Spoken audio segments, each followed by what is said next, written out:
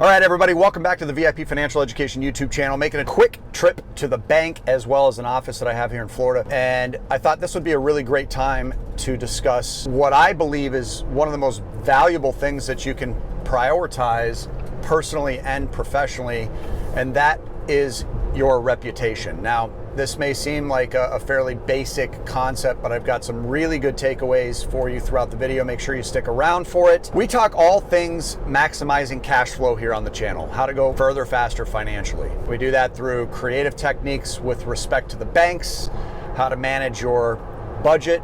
We offer a free tool here on the channel called the Cash Flow Cruncher. You can download yours, no charge, no catch, at cashflowcruncher.com. But one thing I don't think that we've spent probably enough time making sure people recognize the value of is your both personal and professional reputation. I've spent the better part of the last 25 years in my business life focusing and trying to fine-tune how to build the reputation. So let's discuss how and why your reputation is so important to you professionally and personally. Obviously, there are a number of different reasons. The first is that a good reputation can attract new customers to you. People are generally more likely to do business with a company that has a positive reputation, and this can help a business expand and, of course, grow over time. I've learned that with every business I've run. Secondly, a good reputation can help a business retain existing customers. If customers have a great experience with a company, obviously they're going to be more likely to continue doing business with it. Third, great reputation can help a business attract and retain talented employees. This can be a very difficult thing to do, recruiting people. So people are going to want to work for companies that have a positive reputation and a strong ethical culture. And finally, a great reputation can also help a business weather various crises and challenges. If a company has a positive reputation, it's more likely to be given the benefit of the doubt during a crisis situation.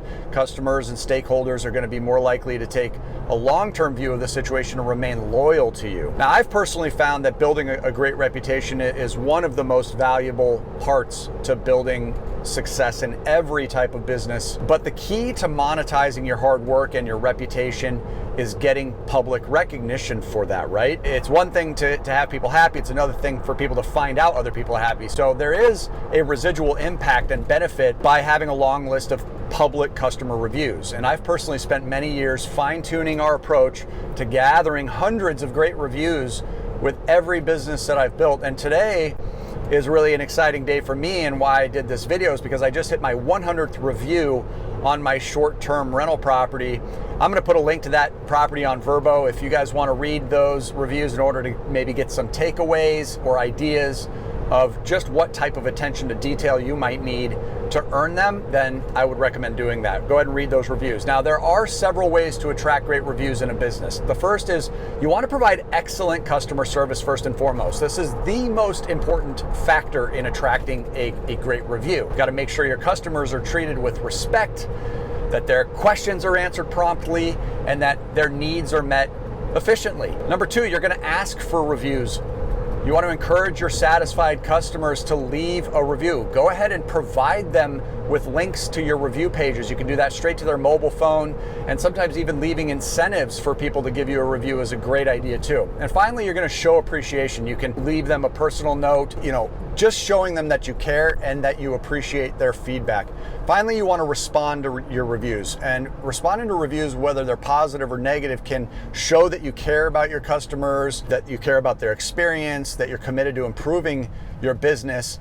And I'm going to expand on responding to negative reviews in a moment here. But finally, I wanted to say fifth is that you want to improve your business. Use the feedback that you get to improve your business. If there are weak points and customers are consistently mentioning a problem with your products or your services, take steps to fix it.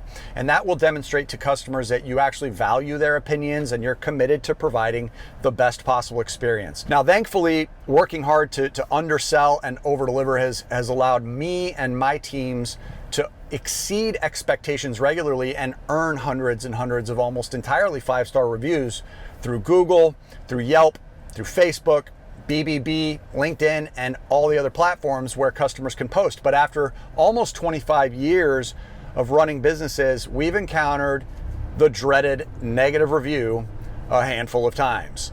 And it will happen. People are imperfect. It's about how you handle it. And because all humans are imperfect, you should expect this from time to time if you're a growing business, if you're offering your products and services to thousands of people. But it's never fun, and it can always stir up emotions and often defensiveness. So responding to negative reviews online can be tricky, but it's important to handle it professionally, promptly. And here are some tips that I've learned along the way that you may want to consider. Number one, you got to thank the customer for their feedback and for taking the time to share their experience. Number two, you're going to immediately apologize for any negative experience that they might have had, and you're going to show empathy for that. Third, I want you to address their specific concerns and then offer a solution for them or an explanation, and just keep your responses brief and professional. Avoid getting defensive or emotional. Next, if it's appropriate, you can ask them to contact you directly and you can discuss their concerns further. Now remember, responding to negative reviews in a positive and professional way, it can often help turn a negative experience into a positive one. So make sure you treat that very, very carefully, very delicately. I just want to say one final thing as I wrap up. When it comes to the personal side, your reputation is so incredibly valuable to you. It doesn't matter how big or small you are. Everything is a business. If you're working for someone else, you have to sell yourself. I'm in the recruiting stage right now in my sewer business, and it's tough. It's tough to find great people. And I'm taking away bits and pieces of their personality throughout the entire experience, from the moment I meet them, that first impression on.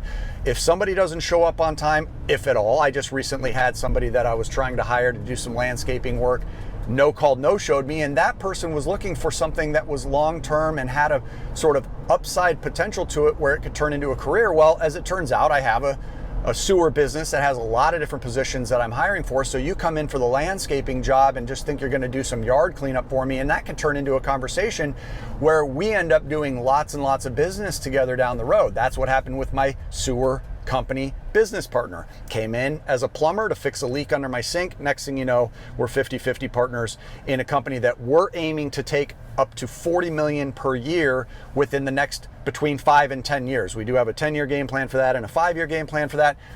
Ultimately, that would have never happened if Travis showed up late or if he didn't show up at all. So I ended up trying to find this landscaper, and they no-show me. And I'm here already preparing for the possible conversation of maybe bringing them into the fold in the sewer business, but we never even had that chance. And now that is going to be a stain on their reputation forever. I know who that person is, which means that I'm not going to hire them again. And that, of course, is going to affect their credibility and their reputation when it comes to me directly. So you've got to be sure that you are constantly grooming your personal and professional reputations, because that's where some of the biggest opportunities are going to come from. It's not necessarily what you know. A lot of times, it's who you know. So make sure that you're somebody people want to know, so that people that can provide tremendous opportunities for you down the road want to work with you. That's my takeaway for today, guys. I hope you're having a great one out there. You know, I would love it if you subscribed. It certainly helps the channel a lot. And if you drop a like on the video, it pushes it to more people. So it'd certainly be a huge favor to us if you took the time to do that right now. Until I see you on the next video, you guys make it a great day and keep on cash flowing. Take care.